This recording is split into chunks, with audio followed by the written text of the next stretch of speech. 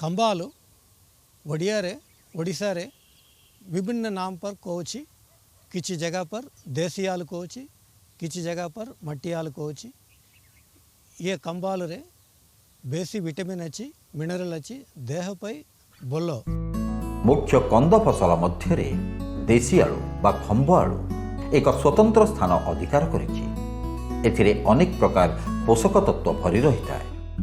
आदिवासी इलाकार चाषी भाई माने यहाको चाष करी खाद्य सुरक्षा अभाव मेंटेबा संगे संगे आर्थिक अवस्था को मध्य सुदृढ़ करिथांती। भारतवर्षर विभिन्न अंचल यह चाष करा जाए। मुख्यतः खंब आलू वर्षा ऋतु चाष करा जाय थाए।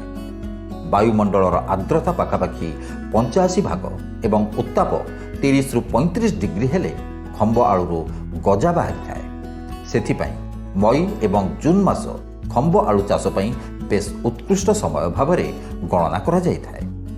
साधारणतः खंब आलूर विशेषत्व कहले खंब आलू जेहेतु माटी तले फळे सेथिपाई एहाकू छाई जागा मानकरे लगेई रंजा करी किंबा गछकू एहार लटा मड़ेई मध्य चाष करा जाय परिबो।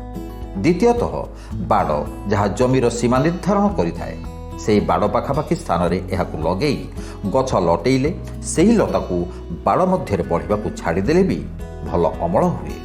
एहा छड़ा पड़िया जगह किंबा चाष क्षेत्र हिड़े मध्य चाष करी भल अमल करा जाय पारे। जेहेतु खंब आलू चाष वर्षा आरंभ में बिहन लगेबाकू पड़िथाए एवं वर्षा सरीगला परे एहाकू खोली अमल करिबाकू पड़े।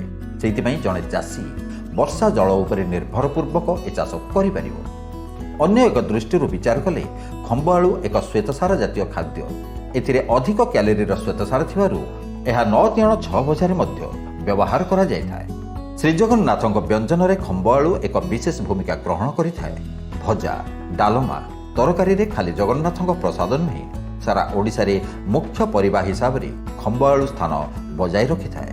प्रति हेक्टर प्रति 30 रु 35 टन खंब आलू अमल देइथाए, जहाँ धान ठारू 10 गुण अधिक अमल बोली धरा जाइथाए।